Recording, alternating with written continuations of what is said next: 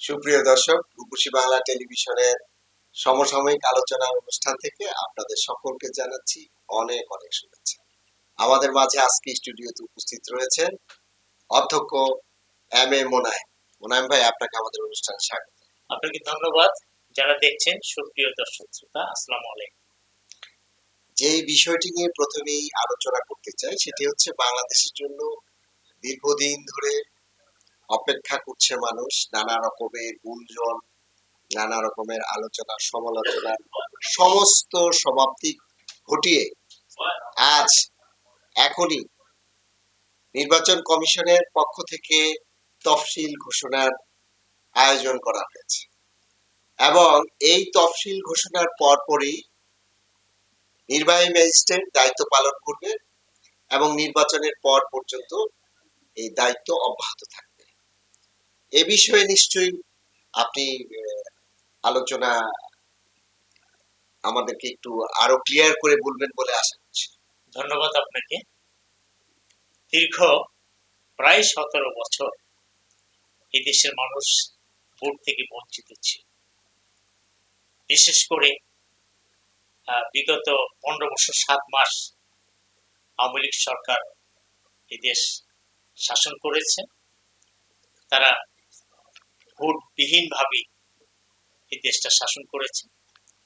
2008 সাল থেকে সূক্ষ্ম কারচুপি, 2014 সালে 154 আসনে বিনা ভোটে এবং 2018 সালে রাতের ভোটে নির্বাচিত হয়ে তারা দেশ শাসন করেছে।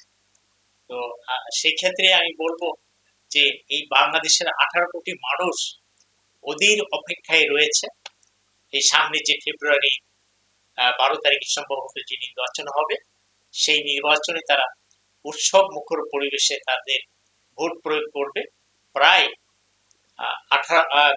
11 কোটি 97-96 লক্ষ ভোটার ওই দিন ভোট প্রয়োগ করবে, করে তাদের জনপ্রতিনিধি তারা নির্বাচিত করবে। তো এটার যে তফসিল আজকে ঘোষণা হচ্ছে, এটা খুবই একটা ইতিবাচক দিক। আমি মনে করি তফসিল ঘোষণার মাধ্যমে মানুষের একটা আশ্বস্ত হবে যে আগামী ফেব্রুয়ারি মাসে নির্বাচন হচ্ছে এবং সেই তফসিলের পর নির্বাচনের কিছু আচরণ বিধিও আরোপ করা হবে। এবার আমরা শুনতে পেরেছি যে এবার পোস্টার, লিফলেট, ব্যানার এগুলি থাকবে না। আধুনিক দেশের মতো বিলবোর্ডের মাধ্যমে নির্বাচনী প্রচার করা হবে এবং বিলবোর্ডও একজন প্রার্থী 20টির বেশি বিলবোর্ড ব্যবহার করতে পারবে না এবং আপনার জনপ্রতি প্রার্থী একজন ভোটারের জন্য 10 টাকার খরচ করতে পারবে, এর ঊর্ধ্বে খরচ করা যাবে না। এটা আমি মনে করি, তার মানে 20টি বিলবোর্ড থাকবে। জি, একটা নির্বাচনী এলাকায় একজন প্রার্থী 20টা বিলবোর্ড ব্যবহার করতে পারবে, বিলবোর্ডের মাধ্যমে তার নির্বাচনী প্রচারণা চালাবে। রাইট। এর থেকে বেশি করতে পারবে না।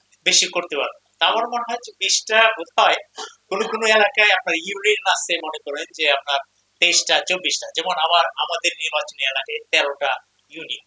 তো প্রত্যেক ইউনিয়ন যদি একটা করে বিলবোর্ড না দেয় তাহলে তো একটু সমস্যা হয়ে যাবে মনে হচ্ছে প্রচারের ক্ষেত্রে।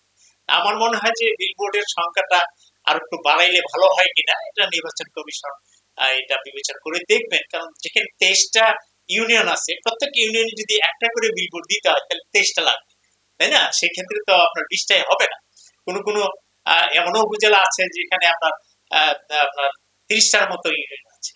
তো ন্যূনতম আমার মনে হয় যে বিলবোর্ড যদি দেওয়া হয় এবং সেটা আকার যদি নির্ধারণ করে দেওয়া হয় যে এর চেয়ে বেশি বড় বানানো যাবে না, এত স্কয়ার ফিট বা এত স্কয়ার ফিট বা এত গজ বা এত গজ যদি এরকম নির্ধারণ করে দেয়। এটা একটা চমৎকার কথা বলছেন যে বিলবোর্ডের একটা মাপ থাকতে হবে, পরিমাপটা কতটুকু থাকা। হ্যাঁ, জি, কেউ হয়তো বা বিলবোর্ড এমন ভাবে করবে যে একজনের মার্কেট পুরোটাই ঢেকে গেছে, রাইট।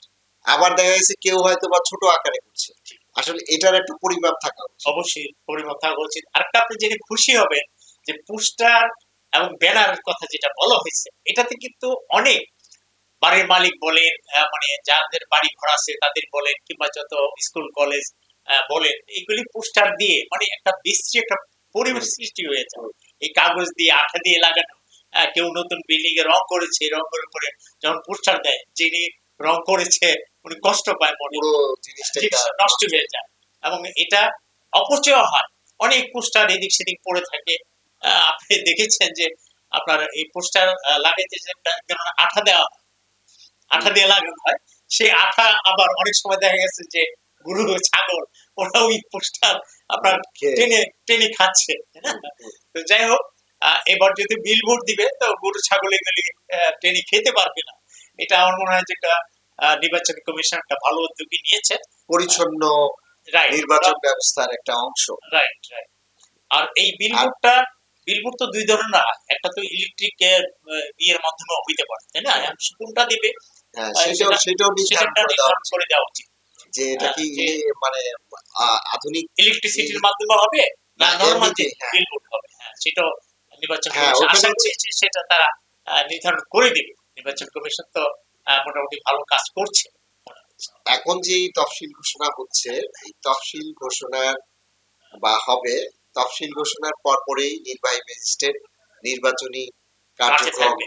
হ্যাঁ, কার্যক্রম শুরু করবে। তফসিল ঘোষণার পরপর থেকেই নির্বাহী ম্যাজিস্ট্রেট থাকবে, টহল দিবে তারা, এবং প্রত্যেকটা আপনার আসনে উপজেলা লেভেলে 2 জন করে নির্বাহী ম্যাজিস্ট্রেট থাকবে এবং নির্বাচন মানে আগামীকাল থেকে একেবারে নির্বাচন শেষ হওয়ার 2 দিন পরেও থাকবে।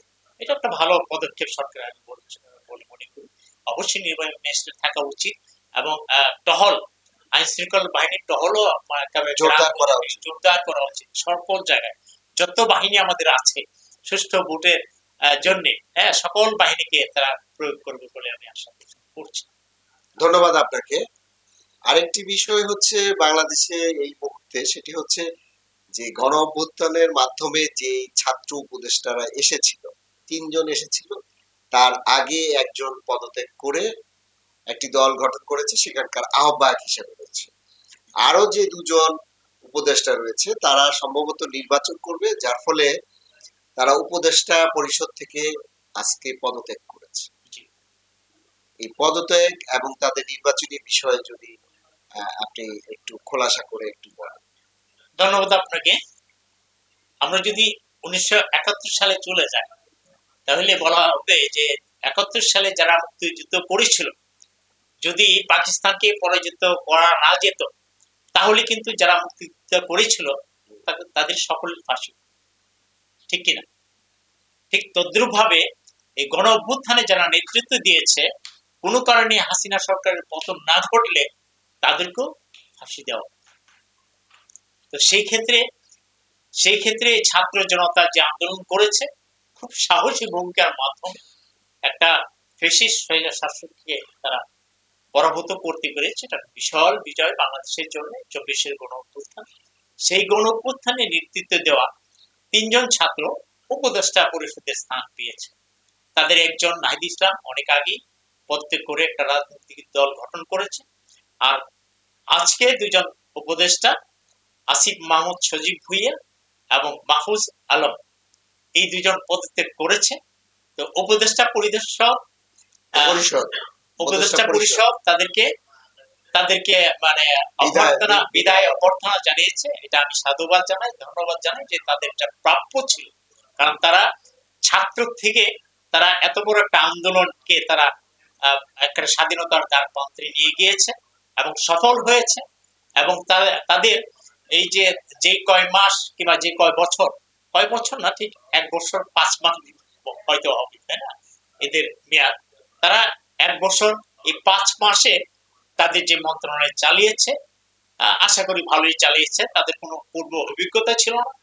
এই তাদের যে ক্ষুদ্র অভিজ্ঞতা, ছাত্রত্বের অভিজ্ঞতা, এটা দিয়ে তারা একটা মন্ত্রণালয়, কয়েকটা মন্ত্রণালয়, এক একজনের 2টা মন্ত্রণালয় পেয়েছে, তারা চালিয়েছে। সেই জন্য তাদেরকে ধন্যবাদ জানাই, অভিনন্দন জানাই। কিন্তু আবার এর পাশাপাশি কেউ কেউ আবার আপনার আপত্তি জানিয়েছে যে তাদের সম্পদের হিসাব দিতে হবে। তারা এতদিন কি অর্জন করেছে না করেছে তাদের এই হিসাবগুলি দিতে হবে। কিন্তু এটাতে আমাদের একটা স্বচ্ছতা আসে, এটা আমার আপত্তি নেই, তাদের হিসাব নেই। কিন্তু তারা এখন রাজনীতির মাঠে আসবে, সেই ক্ষেত্রে কিন্তু আপনি জানেন যে আমাদের একটা আরপিওতে একটা সংশোধনী ছিল যে সরকারি চাকরি যারা করে সরকারে যারা থাকে তারা কিন্তু পদত্যাগ করে 2 বছর আগে নির্বাচনে যেতে পারবে না, এরকমটা আরপিও সংশোধিত সেটা ছিল হচ্ছে সরকারি কর্মকর্তা কর্মচারী। কর্মচারীদের ক্ষেত্রে। হ্যাঁ, কিন্তু তারা তো কিন্তু সরকারি ছিল। না না, সেইটা তো সরাসরি সরকারি কর্মকর্তা কর্মচারী, আর এরা তো হচ্ছে যে সাময়িক কার্যক্রম। সাময়িককালীন, এরা তো অন্তর্বর্তীকালীন। হ্যাঁ, না, রাইট। এটা কোনো মন্ত্রী থাকলেও মন্ত্রী যখন পদত্যাগ করে তারপরে সে আবার কিন্তু জাতীয় সংসদ নির্বাচন করতে পারে। করতে পারে সেটা। অতএব তাদের জন্য এটা না, এটা আচ্ছা, হচ্ছে সরাসরি যারা সরকারি কর্মকর্তা কর্মচারী। তাইলে অন্তর্বর্তীকালীন সরকারে যারা আছে সকলেই নির্বাচন করতে পারবে, হুম। তাই না?